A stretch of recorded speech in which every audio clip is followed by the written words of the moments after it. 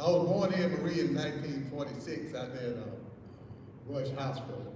And immediately when I was born, I knew it was going to be a hard time because while my mother was pregnant, they had us up on the first floor up there where it was light, air, and everything. And then after I was born, they took us down in the basement. And that really pissed my mother off, so she called my grandfather and got us out of there. So after that, started school up in Preston, Mississippi.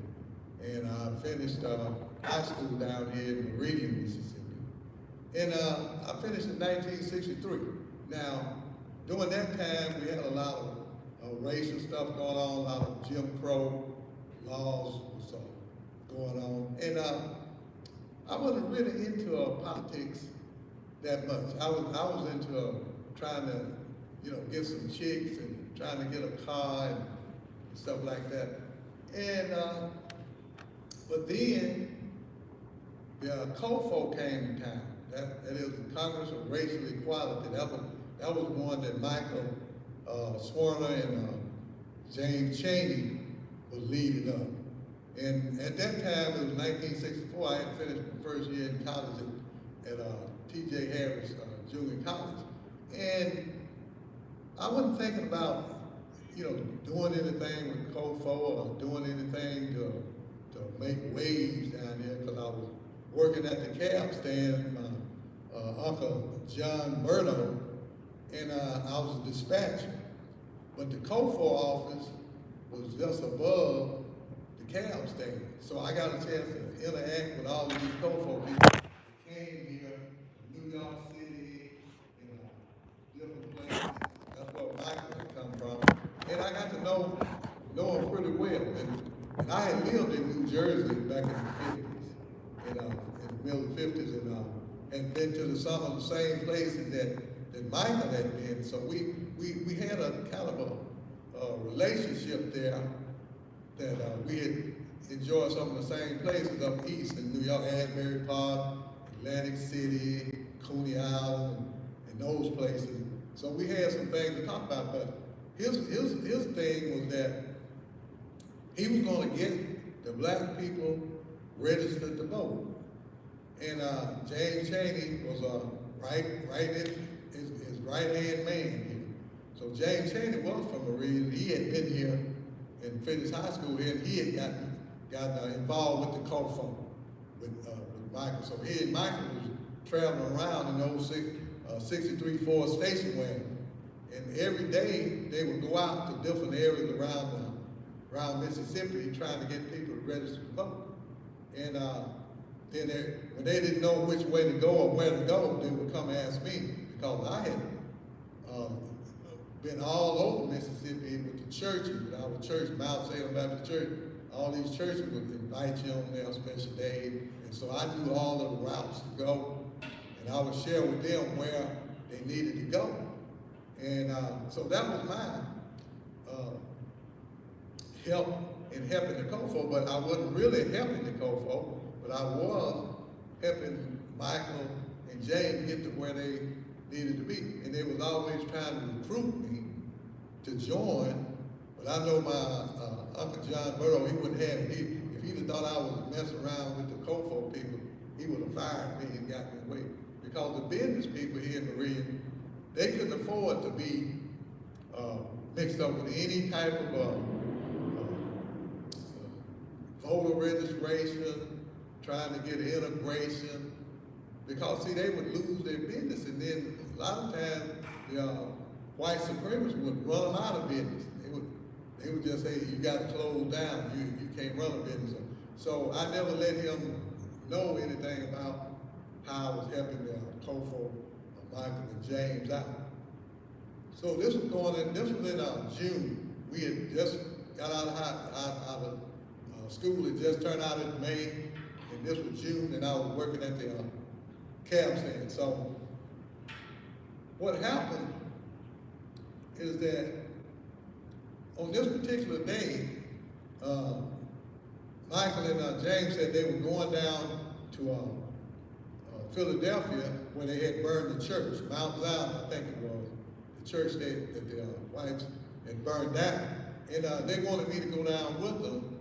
They had asked me to go with them several times, but I would never go because I knew that riding around with a white guy in the front seat of a car in Mississippi was pretty dangerous stuff. And I didn't really want to get into that. So, but this particular time, after they burnt the church down, I was saying, you know, who would burn a church down? I said, they're all Christians. As a matter of fact, Edgar Ray Killen, he was a preacher. So why would he tell them to burn the church down? Because him being the king of the Ku Klux Klan, at that time, he was the one that was running things. He was telling them what they should do and what they could do and what they ought to do.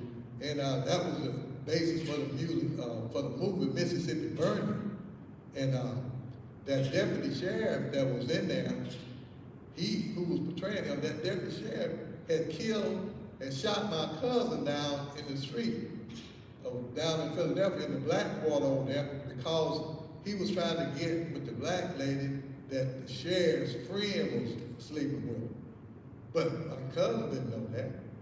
But he got killed anyway for that. So our family always had a hatred for the white people that was out there, especially in Philadelphia. You know, why would you do that? I mean, we just couldn't get comfortable with that. He came down from Michigan. He and my favorite uncle came down from Michigan to have some fun in the summertime. And in 1959, and we went down to Philadelphia, went to a juke joint down there. My cousin Luther, he got talking to this chick that was going with the sheriff's friend. And so after that, you know, we just kind of had that hatred built up for white people in Mississippi. And but we knew that it could be dangerous if you tried to buck the system. So what we did, Michael and James, they would always come to me and say, now, how do we get here? How do we get there? And I would tell them how to get there and the best way to go to avoid being trapped and caught by the white people. Because a lot of those roads the white people didn't know about. And this particular time, it was a Saturday. And Michael and James come over there as Texas stand, and we was talking, and they were saying they were going down to see the church that had been burned down. And I said, I would like to see that. I said, I would like to see who would they burn a church down. Are they that the money that they would burn a temple to God down where you went to worship God? Yeah. I said, okay. And they said, well, why don't you come go with us? So I thought about it a minute, and I said, well, it's a Sunday, and people probably at church, white people at church, going to church, and they're not going to be that busy with the racial stuff, and wanting to kill Michael and James. So I said, okay, I'll go. And so we were going to meet back at the cab stand that morning, and then we were going to leave from there, and then we were going to go to Philadelphia. So early that Sunday morning, Uncle John Burrow came by the house and said, well, I need you to work the first shift because the lady had something to do at a church special and she can't come in. So that left me out of the trip because I couldn't tell him, say, I'm getting ready to go down to Philadelphia with Michael and James. He wouldn't have been able to receive that at all. So what happened is that I came down to the cab stand, taxi stand, and I told, and Michael and them came by to pick me up, and they said, you going? I said, no, I can't go. I said, I got to work the latest shift today. But they had, the new guy had just got in town, Andrew Goodman. And the first time I just met him and spoke to him, and he got in the back seat. And so they took off. I wasn't too much worried about it until we got word that they had been arrested down in Philadelphia.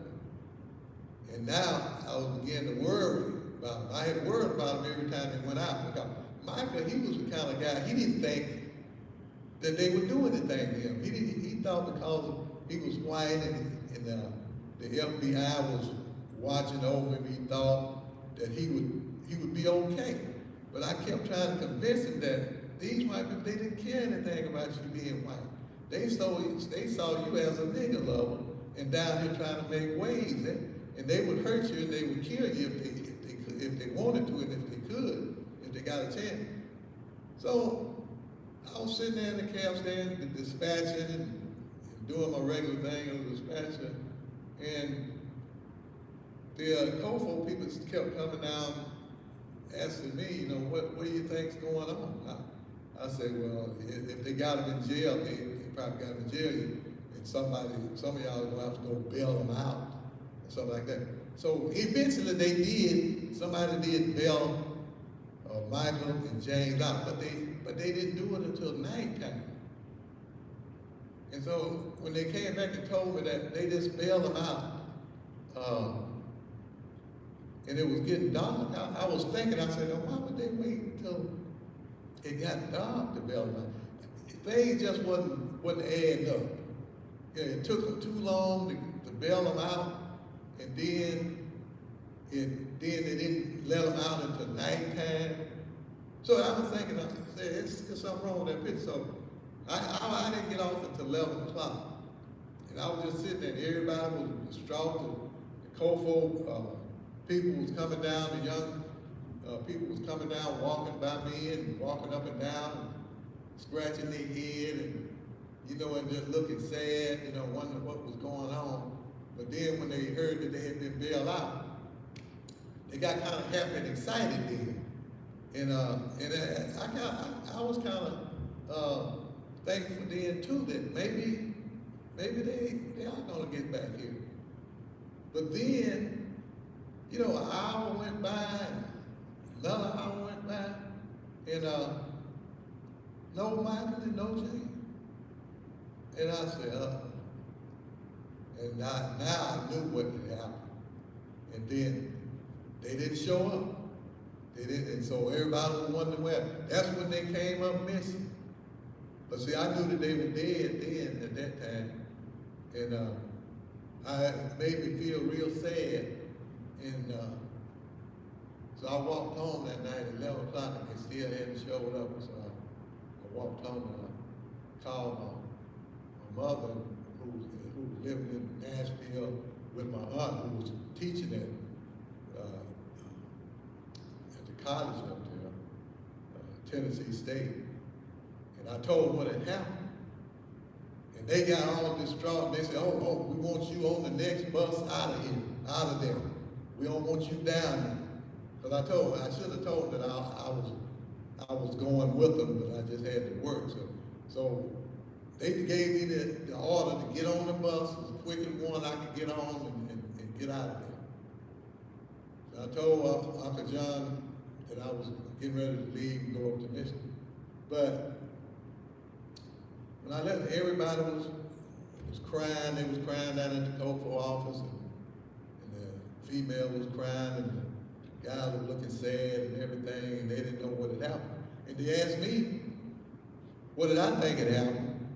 And I told them that they had been killed, just like that. They had been killed.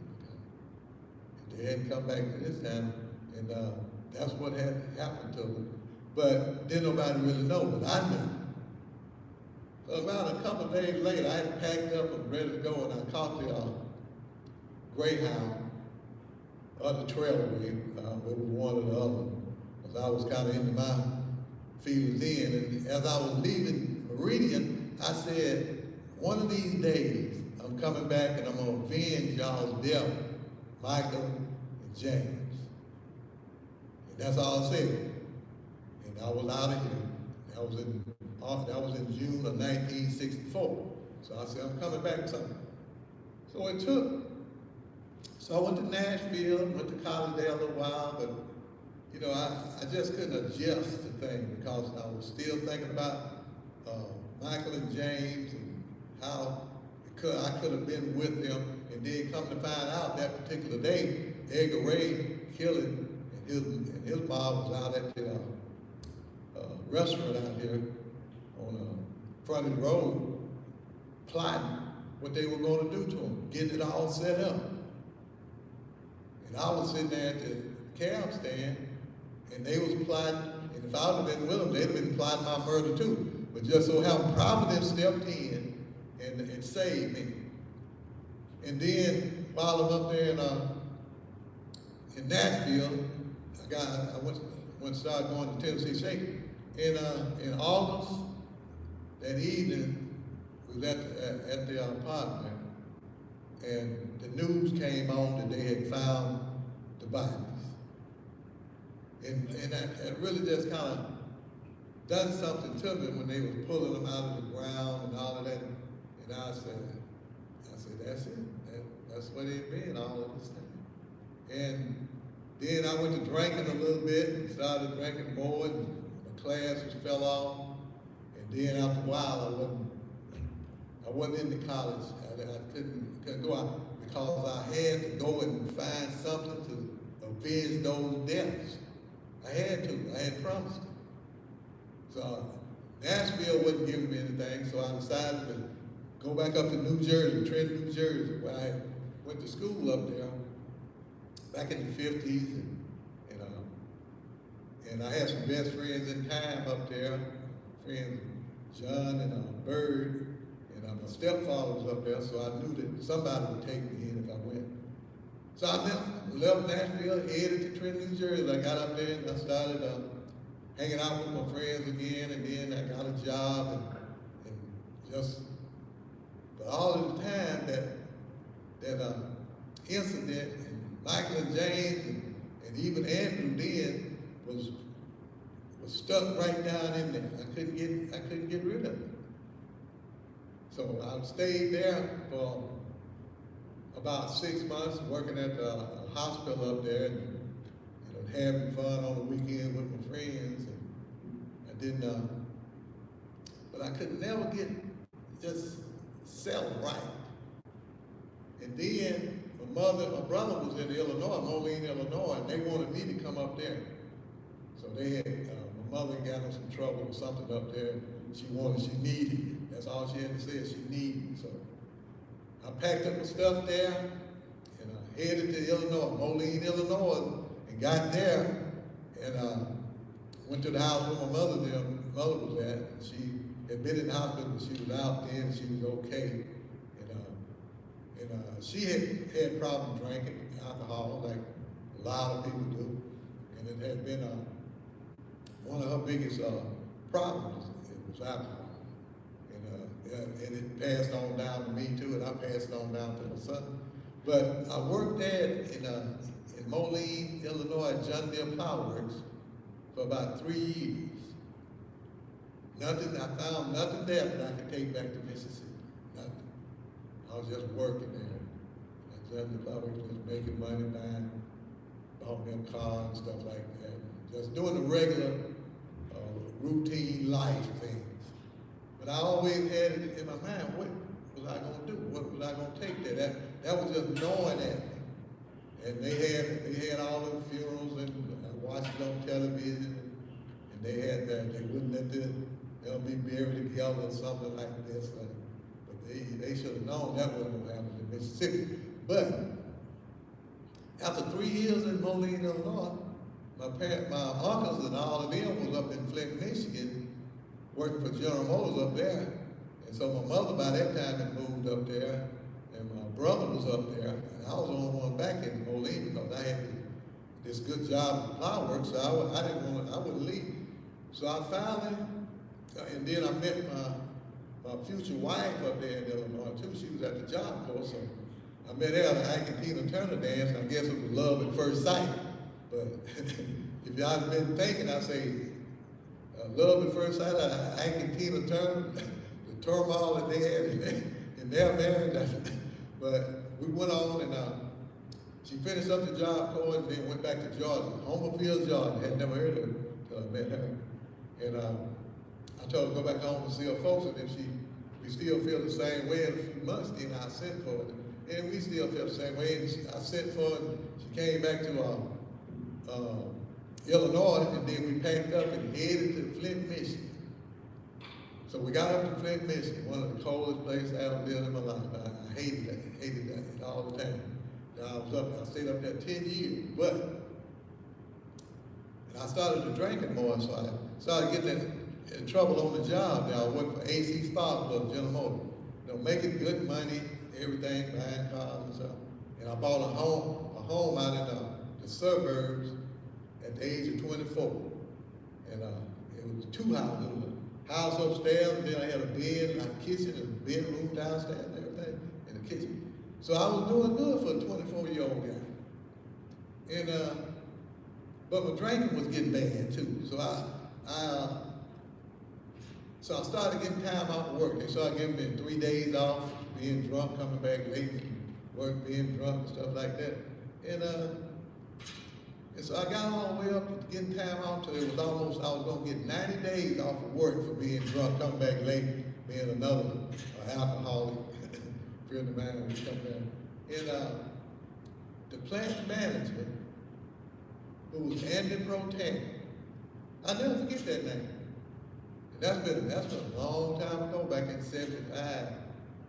But I'll never forget that name, Andy Protan, because I was sitting in their office in there, and they was getting ready to give me 90 days off to form the supervisor and the general supervisor. And he came back to the plant that night. He was playing some plant. And he saw me sitting in there, and he said, and he looked in there, and he came in and said, "What's going on, Robert?" I said, "Well, they getting ready to give me some time off. I came back from the park late, and they called me coming back, and they're gonna give me 90 days off." He said, "Well, come on down my office." And it was strange about this plant manager. He would always speak to me. When he would come through the plant, he would see me. He wouldn't speak to anybody else, but he would speak to me. I didn't have no idea. People would used to ask me, "How did the plant manager speak to you?" I said, "I don't have no idea." So he took me down in his office, and when the supervisor came back and getting ready to do the paperwork with him up, he came down there, and the plant manager told me, "I'm talking to Robert right now. I'll send him back up there in a minute." So he said, "Robert, it seems like to me every time you get in trouble is because you've been drinking." And that kind of hit me like a ton of bricks. I said, "Well, yeah, I guess you're right about that." And he said, "Well, you might have a problem." See, I tell you what, it's a place downtown in Flint called Insight. He said, if you go down to Insight and then roll down there, say, I'll let you come back to work in 2 weeks. Man, I went from dragging, my feet was dragging on the ground to sky high then, because 2 weeks wasn't nothing. I could go fishing for 2 weeks and then come back and start the same thing over again. But I promised him that I would go down there, and I did go down there. And when I went in there, they told me to go in there and sit in there. They were showing a film, and this film was the symptoms and phases of the disease of alcoholism. Had never heard it. Didn't even cross my mind that we had a disease. And then they started telling about what happens to you when you have a disease, when you have alcoholism, and they started talking about everything that they was talking about was happening in my life. And I started looking around trying to see who had been telling them about me, but not knowing that every alcoholic goes through these same symptoms and same phases of a disease that will take all the way down through there. And it was about to take me. And I learned that I was about in the second phase, 3 phases. I had got to the point where I was lost control, and some other symptoms I had, along with the first symptom of the symptom of one of the main ones was loss of control. Once you get the loss of control, then all the other symptoms is behind you and in front of you. So I got in class. I said, well, I'm gonna try to give up the drinking, alcohol. So I went and I enrolled. My mentor, my counselor was named Ron Cornwell, and he was he was gonna change my whole life. And I started going to his groups. And it's the same process that I teach now. And it was 25 of us in that group. And everybody in that group came every time. Nobody missed. He had that kind of effect on me. And he took us through that process, and just about everybody in there. I didn't know anybody that it took a year to go through that process. But at about the end of the year, he came to me and said, Robert, have you thought ever about becoming a alcohol and drug counselor? And so y'all got a lot of alcoholics and drugs in your race, and you should, consider becoming a counselor. And that knocked out of control. I said, I don't know about that. I said, I don't think I could get up and try to teach, people how to live their life. I'm just a country boy. I come out of the cotton field not too long ago, off the country. And how am I going to get up and teach people that's done finished college and, that had, material things and things like this. And he said, don't worry about that. I'll teach you that, man. So I went over and told my wife, I said, I'm thinking about becoming an alcohol and drug counselor. And she started giggling and laughing like that laugh that she usually always have when I come up with one of my big grandiose ideas, which she knows is not going anywhere because I'm gonna start drinking those Schlitz beers and that's gonna go down the tube. So she kind of got me into my feelings. I said, well, you think I can't do it then, huh? And I was determined to go through that counseling and become a counselor. And that's what I did. So the first day I went out to the organism where they was training at. I was smoking them cool cigarettes there. I had stopped drinking, but I was still smoking. So the first session, so we was all the ones that were gonna start the training. We was out on the porch just talking, conversing, and I was about to light up a cool, and Ron came to the door and just looked at me and shook his head. And I said, what? He said, you're not gonna make me effective counselor, you're gonna smoke cigarettes. Just like that, So I know he knew what he was talking about because he had brought me through a year of training and got me off of just about everything negative I had in me. So I took the whole pack of Kool and threw them in the garbage. And had never picked up a cigarette since. And that was in October of 1976. So when I started training, it took a year to go through the training. So I did that. So about 3 months into the training, Ron come down with acute leukemia, and back in the 76s. You wouldn't live with leukemia. They had the best program down in Ann Arbor, Michigan.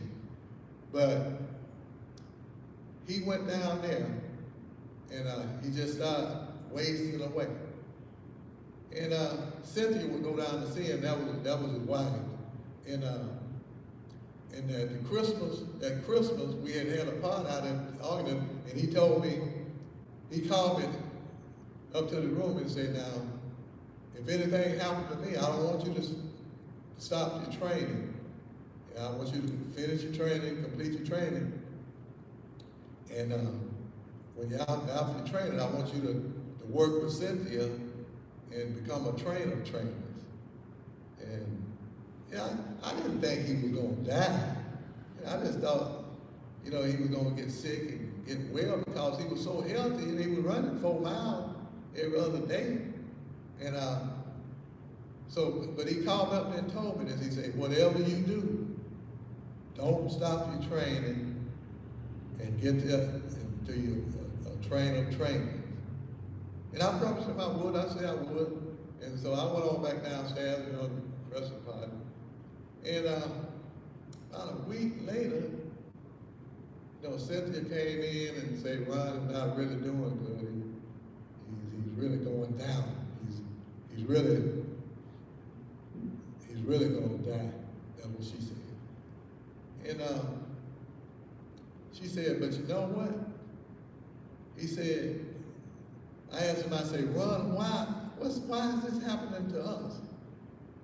And I can understand, because here's a man getting ready to become probably one of the richest men in the world with that process. Because I helped her make $700,000 when I became a trainer. I helped her make $700,000 out of her basement with this process. So you can imagine how much it would have been making with him. And she asked him, say, why has this happened to us, Ron? And what she said, that he said, knocked me clear out of control. He said that outside of the fact that he was dying, things couldn't be better for them. He said, what? Because I'm thinking, if you're getting ready to die,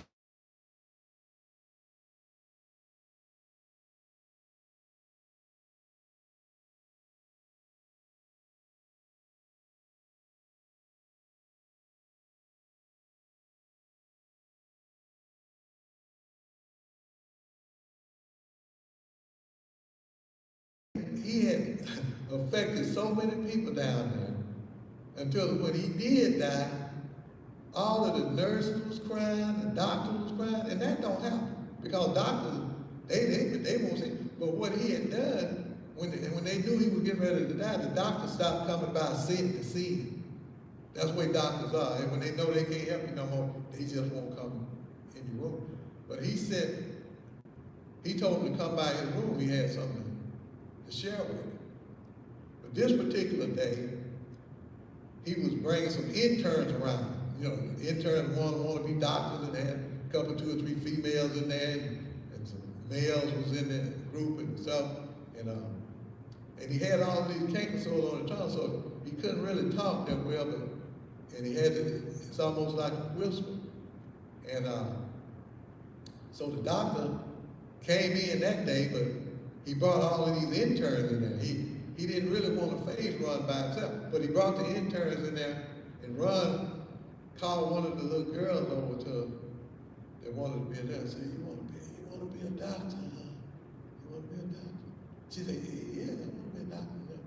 And he whipped back this sheet, and all of those canker sores that was just eating him up, she fainted.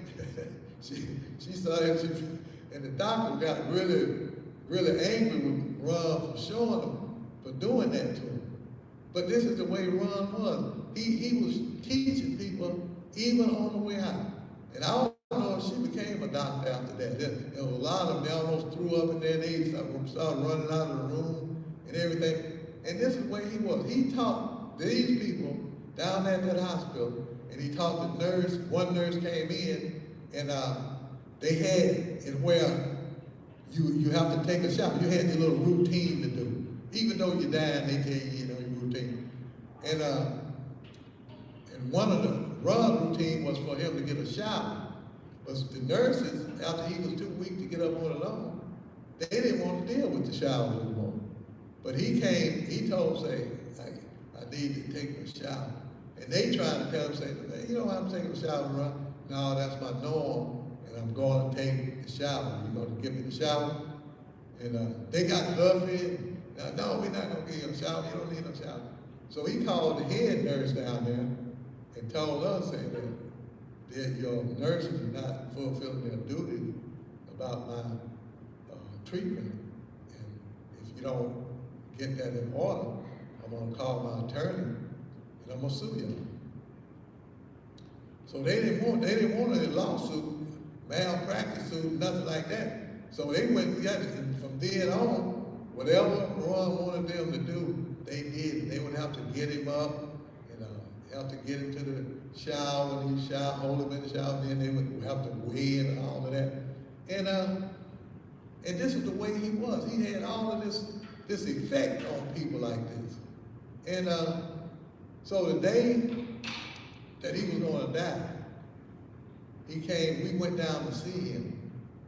And we went down, and it was almost like a blizzard down there. And but the night before, he had called a doctor in there, and the doctor didn't know why he went back down there, but Ron had such an effect on him until he wanted to hear what Ron said.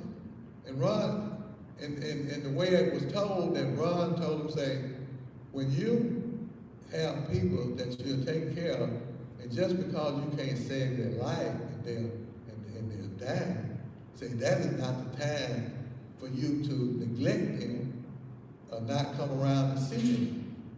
So that's the time that you should want to come in and give them some kind of encouragement and give them some kind of a little hope, or either just there and pray with them, or just sit with them for a few minutes, instead of neglecting them like that. And that changed that doctor's whole life.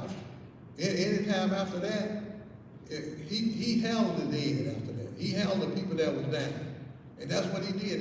He became one of the most loved doctors down there, because they said he would go and sit with the people that was dying. He didn't neglect them. He went and seen them. And that was all because of Ron. And this is the kind of effect that Ron had on the nurses and the doctors and everybody that met him, and people had seen him and they wanted to come in and talk to him, and some of them he would be able to talk to, some that he was just too weak to talk to. And then he died. And then that was the saddest time, one of the saddest times I said, I don't know why this is a white man and I'm devastated that he was dying. And he had fixed me from hating white people. I told him, I said, I don't care too much white people. I said, you know, I just don't have the determination to help white people out. They would say, well, you can either do that, or either you can just be a person that's going to be dying on the inside. That's all. I said, dying on the inside. Because if you're not helping people, if you're not doing things, say you're dying on the inside. He said, I'll teach you how. I said, this racism is deep. I say, you don't know about these white people in Mississippi that I had to deal with. These people that they killed some friend of mine, Michael and James, and I told them their story. And he said, well, don't worry about it. I'll take care of it. You know, he always says stuff like that, and you be wondering, how the hell is he going to take care of this hatred I got in and all of this stuff here? But, by the by, he took that hatred that I had and slowly but surely pushed it to the circumference of my being. It was still there, but it was on the outside. It didn't hurt, it didn't affect me. When I did counsel with white people, it didn't make any difference what race you was. You got the same process and my same energy that I would give anybody. And that's the way that I did counseling from then on. And from then on, I didn't hate white people anymore. I didn't hate anybody anymore. But I started to doing counseling and therapy, and I started helping people with this process. And that's what I was doing when I came back to Mississippi. Because Cynthia told me, say, if you stay up here and help me run the organism and then run it for me, I'll make you a millionaire. You'll be a millionaire. And it was tempting, but I knew I had to go back to Mississippi. I had to take this process back to Mississippi, and I had to take it back so I could help my family members out with it, and my friends, and then anybody else who needed some understanding or rationale to live their life in a healthy, rational manner. And that's what I came back to Mississippi to do. And that was my revenge for Michael and Jane.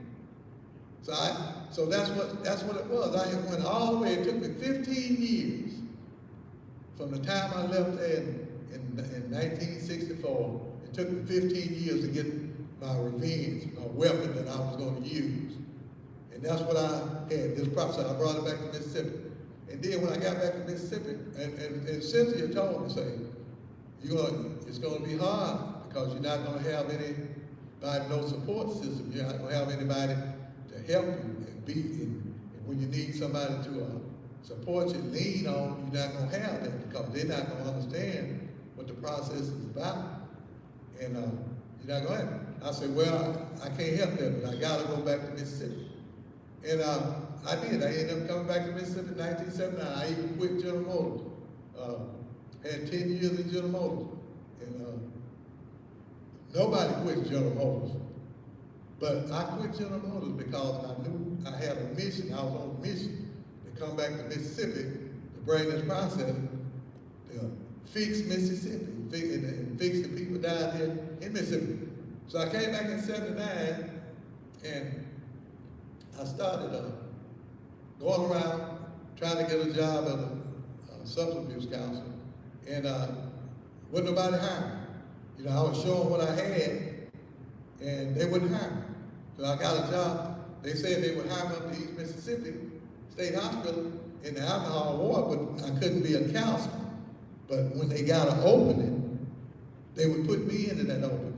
I remember this little white guy, he told me, say, yeah, he looked over what I had, and evidently, it frightened what I had compared to what he had. I guess he thought, well, you know, if he that way, you know, he may take my job. And everybody got so envious of me in this process. They blackballed me down there. And so I said, well, don't people want to be helped? And come to find out that they really didn't want to cure the alcoholics and the drug addicts. They just wanted to treat them. And that's what they were doing. So I worked up there in the alcohol ward, and I gave as much of the process I could talking to them. And but I knew that wasn't going to be enough to keep them off of alcohol. And some of those guys, they would be up there, they would come do the 30-day program, 30 or 40 times, 50, 60 times, 30 days, and up until they sent them over to 6, where your mind was gone, the alcohol had ate it all up, it was gone, or either you died. So 10 openings came up for alcohol drug counseling, and they never would give me that slot. They never would give it to me. So I complained about it, because the last straw was that they hired an individual that had came out of prison, but had did AA meetings in prison, and they hired him. They gave him the slide instead of me, and that kind of got me into my feeling really bad. I was angry, then I started complaining. So they took me off the alcohol ward and put me over in the old people's ward. That's where you had to clean shit, had to clean piss in the bed and everything. And they was trying to get me to quit, but even then I wouldn't quit. I did that because I needed a job, I had to have money and stuff. And so I did that until they moved me down to another area, and I was down there, and I was reading a book. And I had my head down in the book, and the security officer come down there and said I was asleep. He accused me of being asleep. But I wasn't asleep. I had read something, I was meditating on it and thinking about it. And he said he stood there and I didn't move for 2 minutes or something like that, or 3 minutes. And they fired me for that. You know, although I wasn't asleep. So I'm out there fired. So I'm around now, I got the process, and the only person that's helping is me, because I kept my norms, I kept doing everything that I was supposed to do to keep from going back to drinking myself. Yeah. But by the by, since I had time on my hand, I said I'll get out here and learn some more about the pneumatic science. The pneumatic science is everything has to do with drug addiction and alcoholism and things like that. So I started studying the people, and a friend of mine that I had met, he asked me had I ever freebased any cocaine. I said no, but I've heard about it. I said, it seems like it's a pretty addictive substance, because I've heard of some people taking their kids over to leave with the dope man, you know, to get the cocaine, to get the freebase. And I said, okay, I'll try some. It was my birthday, I think I was 35. So I said, I'm gonna try the freebase. So we went over to a school teacher's house. Now, she freebasing already. So we went over there, and she got up there, and she got a little kid out, and you know, it was just really fascinating how she got the little and put it in there. She had a little test tube, and she had a little light to it, and just cooking it up and stirring it around. And then when she got finished with it, it was a little rock. And then when she got out, she cut a piece off, and she put it in a little pipe, and she smoked it. And she smoked it, and she started, you know, just like she had become beautiful. I say, well, this must be something else. So they cut me off a piece, and I smoked it, and I didn't feel nothing. I got an upset stomach, really. And they say, just hold on. And but before that night was over, 2 guys came in from Atlanta. They had a whole bag of cocaine. So by that time that night was over, I was hooked on freebase and cocaine. And for the next 13 years, I was in the cocaine game, learning about it, you know, addicted to it. And but before I went in there, before I went into the cocaine game, I said, I had a talk with Jesus. I said, Jesus, I'm going into this cocaine game, and I don't know how long I'll be in it, but I don't ever want to go to prison. I don't want the police to even come to my house or nothing like that.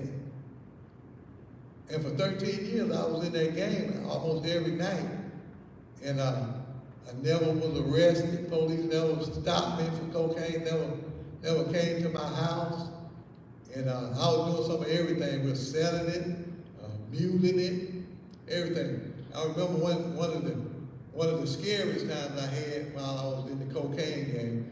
I went out to San Jose, California, to pick up 2.5 kilos from my nephew, who was a big drug dealer up in Illinois. And so I went out there to pick it up. He said, will you go out there and pick it up? I said, yeah, I'll go out there and pick it up. And I went out there, and so he brought it to me at the hotel, 2.5 kilos of cocaine. And I was going to leave early that morning, coming back to Mississippi. Well, I was going to go through Illinois and then come to Mississippi. And but I got to the bus station, which was a train station, and I got there, and the bus was going to take me down to Oakland to the train. Then I was going to catch the train and head to Illinois with the cocaine, with the 2.5 kilos. But I got over to the bus station early, and I'm standing out there with these 2.5 kilos in my valise. It's okay. And I said, this is kind of dangerous here. I said, and sure enough, the police came up there, because you had the street was up there about 200 yards, and you drive down to where I was standing there. I couldn't get in because there wasn't nobody there. And I couldn't do nothing, I'm just standing there. And he saw me, and he backed up. And he didn't just drive down there, he just started creeping down there. And I said, all I could think of was say, help me, Jesus. And he came on down there, and I'm looking at the clock in there, and I'm going, just pacing, look back. And when he got up to where I was, he let his window down on the passenger side, and I did just like that. I said, and he looked at me, and he let his window back up and drove on off. I had those 2.5 kilos over there sitting there. You talking about somebody that I don't know what kind of excitement or thrill that went through me then, but it was just such a relief, because if he'd have caught me with that cocaine, I was still been out there in San Jose. I had no soul out there. I tell you, it would have been disaster. I'd have probably been dead by now anyway. But what that showed me is that Jesus, the infinite man, would take care of you. You don't care what you're doing, as long as your intention is in the right place. My intention was not to be a big drug dealer. My intention was not to degrade people that got hooked on it and used them. My intention was not to be a kingpin in the drug field and make a lot of money. So he knew my intention was to learn more about this drug disease and the cocaine game. And after that, I felt just as comfortable, going to get cocaine, and I never figured I would get caught, and it never did get caught. The whole 13 years that I was doing it. So then by that time, I got too addicted, and I said, now it's time to quit. So in order to quit, you have to go in a treatment program. I had to go back and start from square one. So I went back and went up to the East Mississippi State up there for 30 days, 28 days, or whatever it was, to get away from the drug dealers, to get away from using everything. So when I got back home, there the drug dealers come. I got this, got the buzz, I got the real stuff. And I was saying, no. I say, I'm not doing it anymore. That's it. And they say, oh, let's try this. Then they want to give you something. They want to give it to you so you can get hit it, and then you're all over addicted again. That's why it's so hard for people to get off of smoking cocaine, crack, because all they take is one little hit, and you're off and running. But I wouldn't let them stop them at the door. They would call me. I wouldn't go out anywhere. So I told them no. So after a while, they got the message. Now, I'm the loneliest person in the world. I ain't got any friends, no crack friends. I ain't got any friends now. And I'm just at home waiting on something. And so I said, well, I'm just going to get back in the process, start, getting back into the counseling zone, and whenever a job come to town or whatever. And so that's what I did. I went, got back into the counseling thing, and I couldn't get a job over here in Mississippi, and I got one over in Alabama. But they didn't want counseling. What they wanted somebody to come over, but they hired me. And they had a program over there called, they would let you drink so much alcohol, but you could not, but you would throw it up. They would give you something to make you throw up the alcohol. And that's what they were doing on Alabama Hospital. So I really wasn't pulled to that. So after a while, I stopped. I just quit, and I wouldn't go back over there. So I'm waiting over here. I waited over here a whole year, and I was tempted many times to smoke some marijuana or anything just to take some of the pressure out. But I knew that you had to be steadfast when you get rid of the drug thing. And for a year, almost 2 years, I didn't do anything. I didn't smoke any drugs, didn't do anything. And then the prison came to town. They needed a drug counselor. They needed 2 drug counselors. And I hadn't did any drugs in over 2 years when it came to town. So I said, I'm going down and put in for this counselor job. So I went down there and talked to the warden. 2 wardens was interviewing. And I went in there and I told them what I had, and I told them I could do this and I could do that. And they made me the lead counselor of their prison out there. And then one of my best friends in town, Willie Booker, from over in Jackson, he had got his training in the Navy, and he became my other co-counselor that was under me. And we created that program out at the prison out there. And we had the best program probably on the planet at that time. He did his thing with what he knew, and I did my thing with the process. But the only thing, my process was complete. And the inmates, and these are not just regular inmates, these was schizophrenic inmates, these was bipolar inmates. They had all kind of issues and psychopathic problems and personality disorder. Now, when we first got them, they was on drugs. Now here they asking us to get people off the drugs that they giving drugs to. But we finally got them saying, well, don't give them as much drugs so they can really understand what's going on in the group. So that they agreed to do that. And so the group I got. So they was with me a whole year. They started coming back. And some of them said they were schizophrenic when they came in there. But about 6 months down the road, I said, well, how's it schizophrenic? Well, Mr. Ray, I ain't got no schizophrenic anymore. I said, you ain't hearing and seeing that? No, I ain't. And see what it was, they wasn't real schizophrenic. They had to inherit that disease from their folks. Like most schizophrenic do it, they have it in their family. But they had got it from smoking crack and doing drugs. And they had heard voices, because if you smoking up crack, you'll hear some voices. So they began to get their life in order, and some of these guys, they couldn't read on a 3rd grade level. But the way the process teaches, and the way I teach it, you don't have to be a fantastic reader. All you have to do is do what the process says to do, and go through the exercises, and you will get over your addiction. You will become a rational, moving human being, and you will probably be one of the most solid persons on the face of the planet. And that's what these guys will become.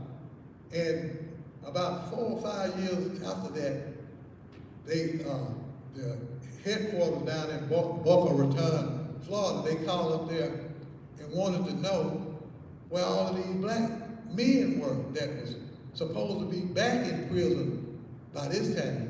Because they chopped their bottom line by, well, old Joe gonna get out of jail, gonna be released from prison in July. So we'll expect him to be back by January. See, so this is what they was doing. They wanted the inmates to be in there. Their program was supposed to be just a scam, because at that time the government said, you gotta have a substance abuse program. So we had a substance abuse program, but they didn't know that my process was gonna really work and get these guys out of prison, and they weren't coming back. And so they didn't like that. So they came up there. We had to do a survey. We went out and we talked on the phone to hundreds of these people, or either their folks. And we found out, we asked them, is he drinking again? They said, no, he ain't had a drink since he been out of prison. He done got him a job, taking care of his family. And then some of them had left Mississippi, which they didn't supposed to do. But they didn't want to stay there. They had this process, and they could go be successful anyway. And that's what they were doing. So GO, the prison, they didn't want me doing this process anymore in the prison because they were losing too much money. I think I must have, from getting those 100 inmates out and they didn't come back, that cost them about $50 million in the ones that I was doing. So they came down there and they wanted to talk to me about the process. And we went in the conference room and they was asking me, say, well, what are you doing? Now, what they saying is that they wanted to buy my process. They were going to buy it, and they were going to bury it. We never heard of the process again because they didn't want that. So they offered me $10,000 for the process. I said, no, I'm not selling. I can't. They went all the way up.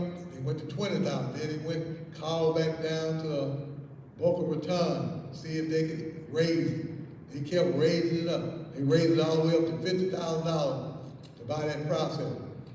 No sale.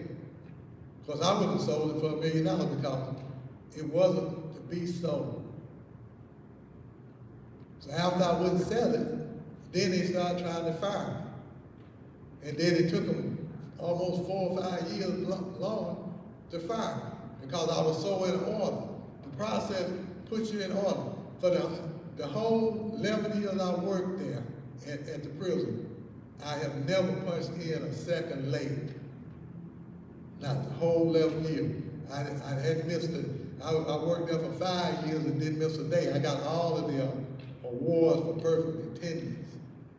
And then after 5 years, I come to find out that they wouldn't give you, let you get your money saved up in the days you had to use the days. So I had all this accumulated time built up. So I said, well, I might as well start using some of my days then. So I started using my days, and after a while, then they got this one guy to lie on me and say I had assaulted him. And it was a camera that showed I didn't assault him. But they got 10 people from the prison to come down to the court. They arrested me for assault, simple assault. They got 10 people, you hear me, to come down and lie on the witness stand that I had assaulted this guy. That's the kind of people that they was breeding out there. That's exactly what and so after 11 years, we parted company there. So I'm out there again by myself,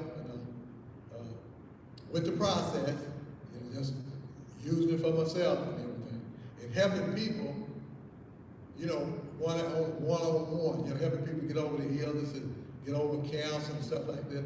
And my mother came down with cancer while I was working out there, and breast cancer, and I put her on the herbal thing because I'm a family herbalist also. I got my certificate up at Clayton's College up in Alabama, and that was a hard thing to do over by mail and the internet. And so she had breast cancer, and I got on there, and she got that in 82. She had the breast cancer in 82. And that's the first time they saw it, but they said it was a cyst. But by the by, way down the line, they determined it was cancer. So now, I took all of my expertise to help her beat this cancer. And I did.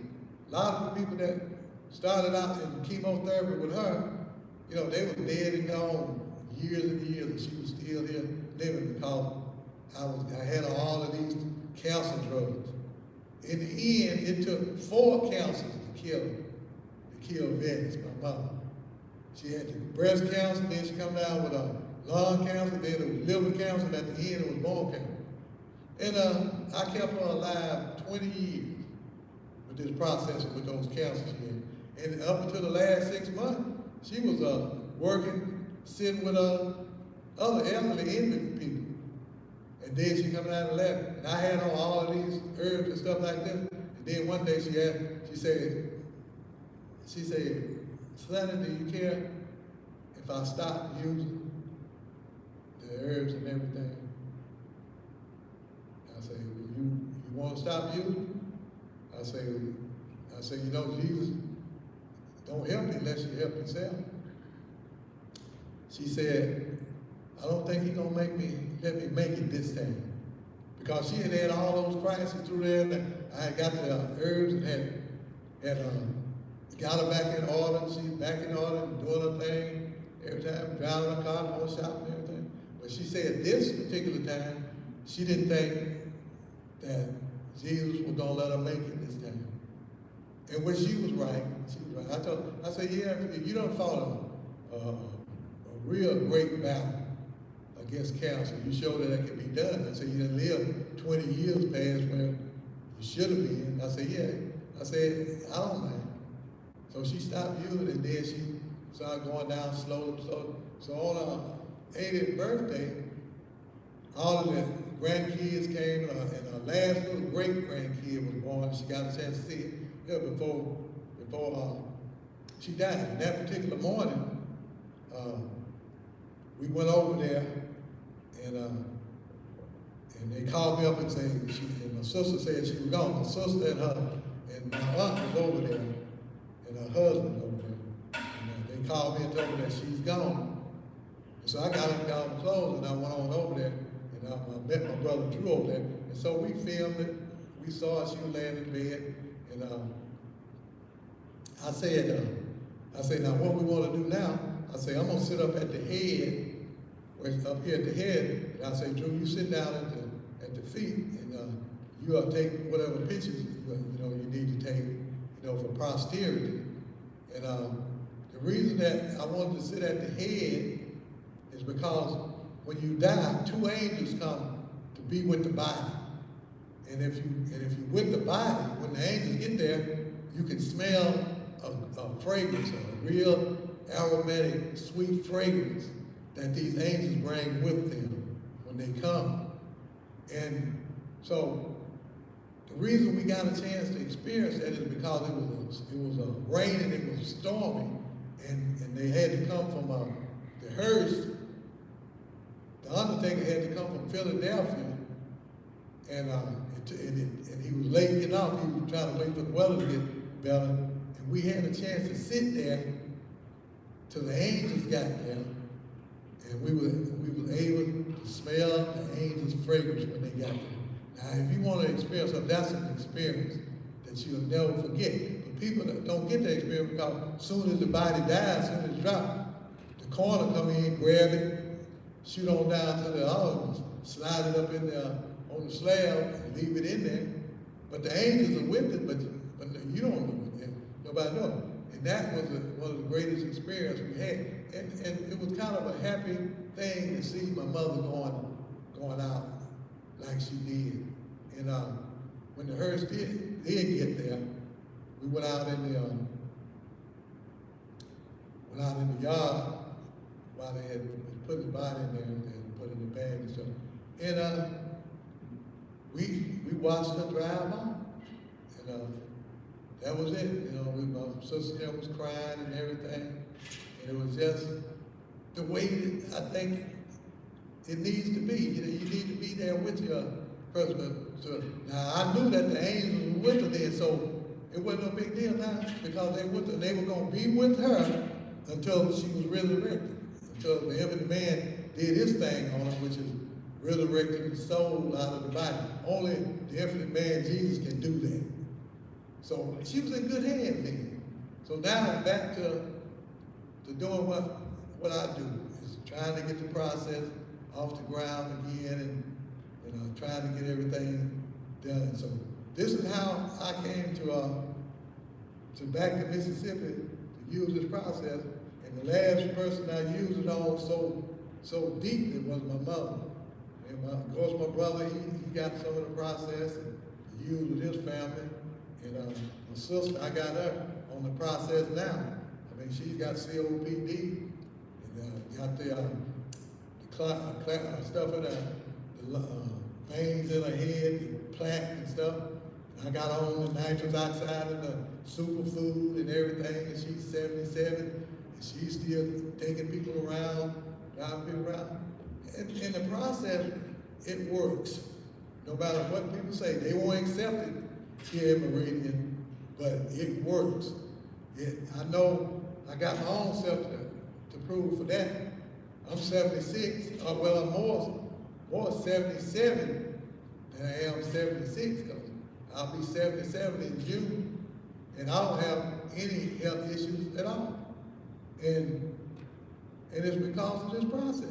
And I just don't understand why these people in Mississippi are so pushed away from it. And they dying and like flies. They sick. You know, they obese. I mean, they got every kind of disease you can name. And it's all because they're not aware enough to understand how to take care of themselves and how to keep themselves from getting these diseases. But if they would get in the process, they would be able to do that. Now, you go find me another 76-year-old man, black man, that don't have not any health issues at all. Find that person and bring him to me, please. And I will salute him. But I would bet the farm that you're not going to find that man anywhere. See, I stand alone with this process, and it just keeps me living a comfortable, happy life, healthy life. And people, I don't care how much money you get. If you don't have your health, you're not rich. You don't have anything. Because how many people you know have been rich and have almost had to spend their whole fortune trying to keep them dying because they had cancer or something like, or some other debilitating, killing disease. People really don't know how to live their life. They don't know what a healthy life is. And everything that the FDA, Federal Drug Administration, Food and Drug Administration send down the pipe, this okay, eat it. Yeah, it's okay. It's not okay, people. You shouldn't be eating this stuff. If it's not organic, and if it got GMOs in it, genetic modified stuff in it, organic, genetic modified stuff in it, then you shouldn't eat it. Because this is what's making you sick. All of this stuff is, all the chemicals. And I can't say nothing about the fast food places. I refuse to eat that. I don't eat fast food. I ain't eaten in fast food places in 20, 30 years. Every now and then if I'm traveling, I'll stop at McDonald's and get a burger just to keep me going, but that's a far in between. So you people that didn't come down and here today, the teens and the parents who didn't come down and think you got something else better to do, just check it out. Like tomorrow said, just check it out. And you will see that you lost a great opportunity to come down here to the Temple Theater for $1 to find out how to keep your teen from killing themselves, keep them from getting pregnant, keep them from bringing in all these little illegitimate kids in the world that nobody's going to care anything about, that's going to be in prison before they get 21.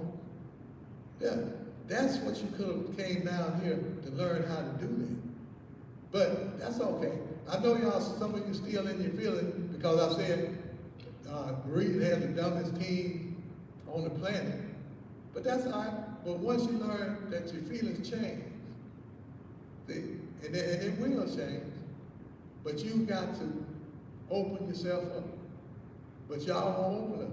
Y'all are the same sad people that I left here in 1964. Y'all, the people back then, they had more ambition. They took care of their kids more so than you parents do today. Meridian is just a slowly dying city. It's just a slowly dying city. You can look at it. You can go around and look at the buildings are falling down, and the neighborhoods that you live in is going down. I told you when I was running for mayor, I said, if you let me in there, I'll show you how to fix those houses up.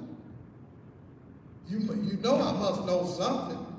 To live the kind of life I live, to be 77 almost, and don't have any health issues. I must know some things. So why not find it out? But like they say, and like I say, the black race is their own worst enemy. They do the most damage to themselves.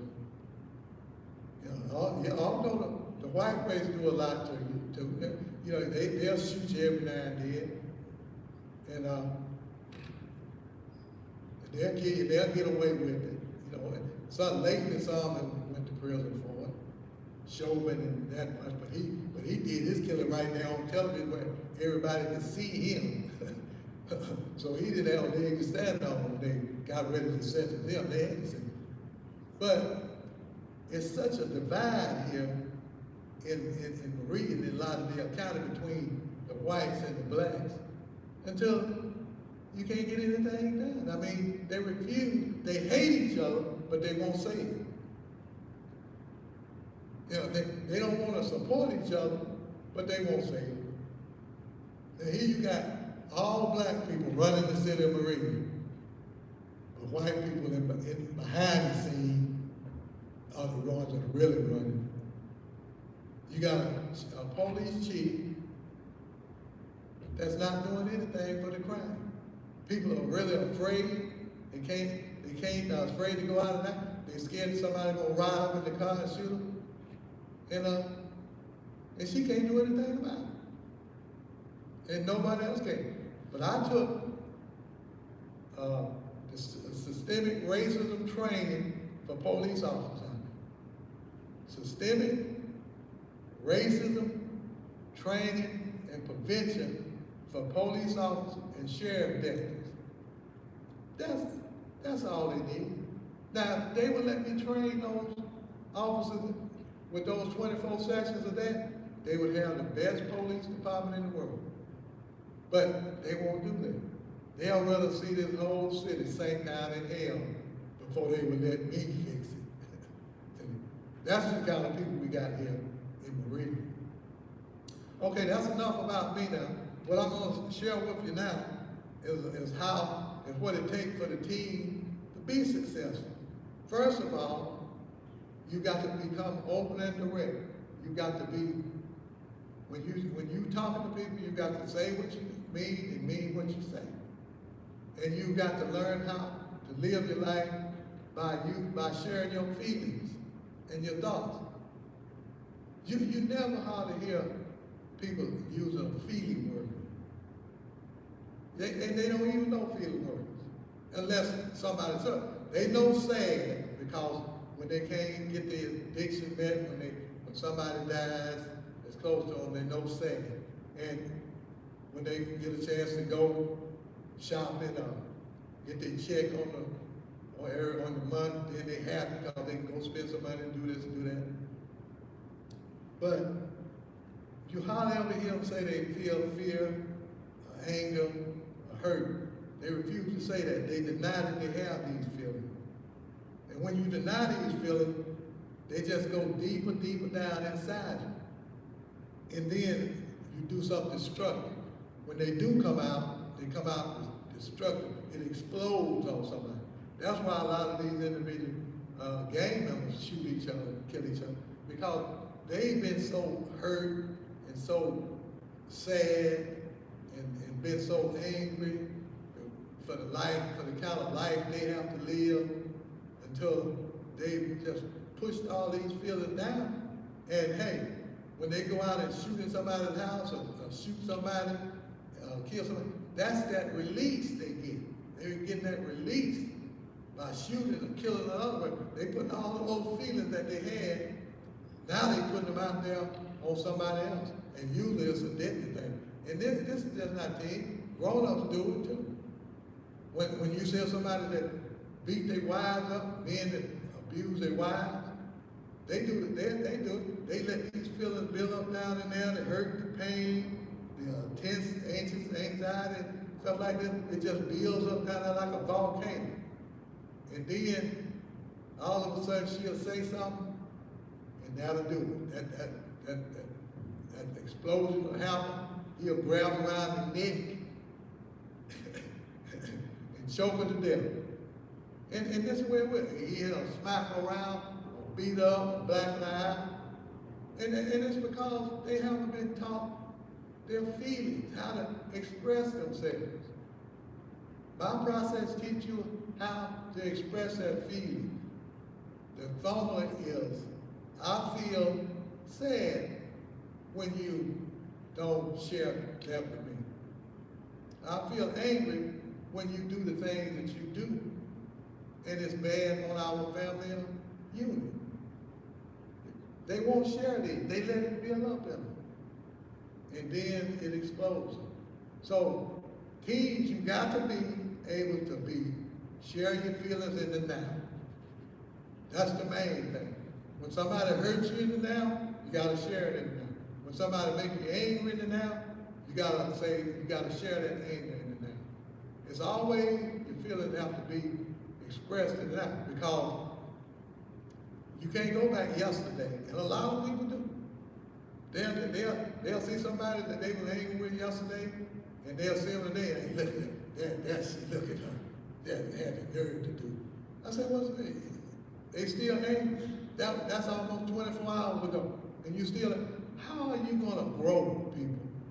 If this is what you do, you hold feelings in and hold it over to the next day. Just ferment, let it ferment. And then you end up hating each other so. And then now, I was trying to get the process to the high school at Meridian High. They won't accept it. All they think is that the education that they get from college is going to do it. That doesn't do it. How many people do we have here in Meridian who have had the went and got a college degree, and they come back and they working at McDonald's under somebody that didn't even finish high school. Is that rational, people? You tell me, is that a rational thing to be going on in the city like Meridian? The college graduates come back, they can't get a job. They gotta go back and live with their family, their mama. And why that? Because the high school, Meridian High, and I know they probably hate me for sharing the genuine truth, and that's all I do, is share the genuine truth. I see that Clarksdale, Northeast, and Southeast, well, they had an A-rated school, 90% graduation rate, 97% graduation rate. Now, Meridian got a sign up like they proud that we are a B school. And I guess they would be proud if the last year they was a C school or a D school or F school. But what is that doing to the students? What are they gonna look forward to? Because they ain't gonna get the job. We know who's gonna get the job. It's the 97% graduate rate, the A-rated schools. If you go up against them, if you go to an employer and he find out you've been to a B-rated school and this is an A-rated person here, went to that school, who do you think he's gonna hire? It don't take a genius to understand that. Who is he gonna hire? Yes, he's gonna hire the one from the A-rated school. So what are you gonna do with all these kids out of the B-rated school? Well, either they're gonna go into crime and end up in prison. That's the way it's been set up by the white supremacy. Yeah, we had that pipeline from school to the county jail on the prison. We got that. But you won't let anybody fix it. That's what I'm saying. All of that could be over with if you let these kids get this process. But as long as you don't let them get this process, Meridian will never grow into anything that's going to be great. It's just going to be just simmering, sinking deeper down in here. More people getting shot, more youngsters killing each other because they don't know what else to do. They really don't.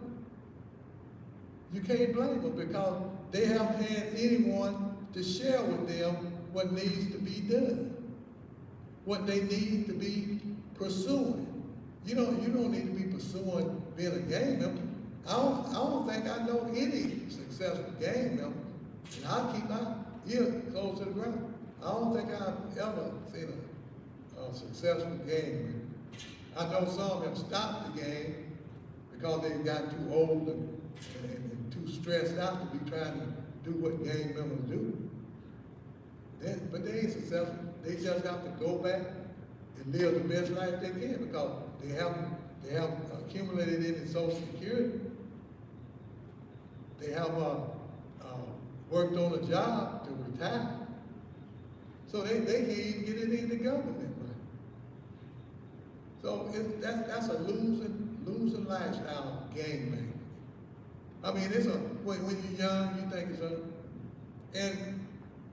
and the thing about the gangs, they hate each other. When they're together and they're partying, they're smoking their blunts and stuff like this, and they plot on doing some wrong to some other individual, then they like family. They just like family then. They all brother, we that, we hugging and all of that. But deep down inside, they hate each other. And they fear each other because they see how each other are.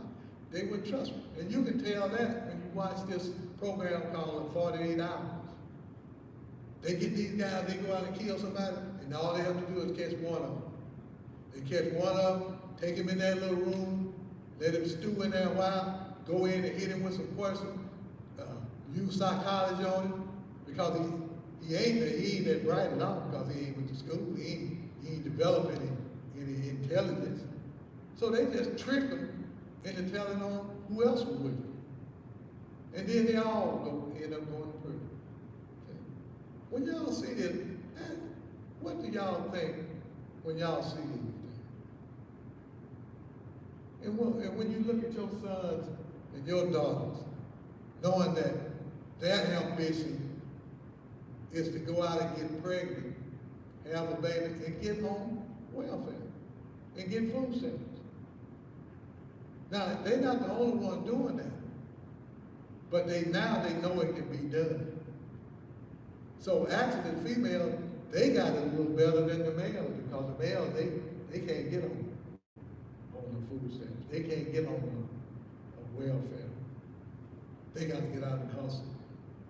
But females, all they got to do is lay down and open up their leg, bang. After a while, after a year or so, they're going to be able to get some money. That's going to be there where they make money. Then have another baby,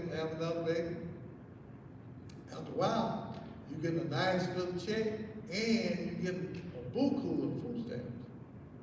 But is that the way you dreamed about living your life when you started school? I'm talking to the females. Was that your dream, or did you dream about being with the prince with the golden apples? You know, did you dream about having a career, being a nurse, helping people? You know, being a school teacher, teaching kids how to do it. But somewhere between there and high school, you lost that dream. And when you lose the dream, then it's hard to find it again. I know people gonna say, well, Ray, didn't anybody come to your teen and parent people? No, they didn't come. But look, I'm hurt because they didn't come, but I'm more sad for them that they didn't come, because they had an opportunity to understand what is wrong with their dysfunctional family. And you can bet there's some dysfunctional families here in Marine, because people tell me about them all the time. I know one individual was telling me that he has 3 nieces, and when they go to the bathroom and have a bowel movement, they won't flush the commode. What is that about? And I know it's a lot of other questions. And it could be something that they were dysfunctional in their home. They might be afraid of flushing the commode when you have a bowel movement. But why would you think about that? Why wouldn't your own daughters use a bathroom, have a bill, and not flush the commode? See, this is really insanity stuff here. And we bordered on it being insane. In Meridian, we are. We're having too many murders here, and it just continues. And the police, people, they just sit down there and like, hey, that's just normal. Just like going to McDonald's or something. But the people and you see how hurt they are, the people are, because they go out and they do a tribute to them. And I know one lady every year, anniversary, she come up and she says she loves her son and she don't want people to forget it. And they doing that in this city. That's all they have is memorials for the teenage sons of young black men who got killed, got shot. And there's nothing anybody can do except me. And they won't let me do it. That's how I'm saying. I'm not sad for me and hurt and too hurt that didn't nobody come down here. Because my tech guy, he's gonna put it on the internet, and people gonna see it all over anyway. We got so many strokes and so many likes and so many views from a commercial on WTOK. So those people are knowing. We picked up 7 subscribers, and we had one that watched 96 watches in 1 minute. See, it's people that love the process, but they not here making it do. But you people down here in Meridian, y'all a sad lot of people. I'm telling y'all. And now all you got to look forward to is going down, getting sicker, then going to the doctor. And you know that going to the doctor signifies further suffering. Anybody out there, tell me when you get sick and you go to the doctor that you don't suffer from. People tell me all the time, I went to the doctor, I had to sit in the room there, that's stressful. I'm angry, sitting in the room. I see somebody else come in that came in after you and go on back in the back. Well, now that's something piss you off, you angry about that. Then you finally get back there in the back, they weigh you, take your temperature, all of that, and then they sit you in another room back there for another hour or two. That's nothing but something. Then they say, well, we got to run some tests on them. They go down there and they all kind of indignant things to you, put you on a little room, little gown with your ass all out and all that. They come down here and take your x-ray and put all that x-ray stuff in your system. And then some of them, they tell you to go get a colonoscopy, a scope. You know what that entails. They stick a camera up your rectum and they go up in there and look at your colon and stuff like that. Now, I would never let anybody, I would never let another person do it. I would never let a doctor do that to me. Even if I had cancer, I wouldn't let nobody do that to me. That's the most indignant thing that an individual can ever experience. I would never experience it, and never will. I don't care if my cancer rotted, if my colon rotted, I would never let nobody do that to me. No. That's not just the way you live. You don't do that. There's people over in other countries, over in the Philippines, over in Japan and stuff like that. They ain't never had that kind of indignity done with them. But over here, they act like that's a normal thing. I bet if you was to see some people that lived back in the 50s now, and met them again and say, hey, they can stick a camera up your rectum and see all that, they wouldn't believe it. Because they know that they would never do anything like that. They wouldn't have anything done to them like that. And I won't either. Never will I have. But you people go ahead on. I'll tell you what you do. You go on and live your life.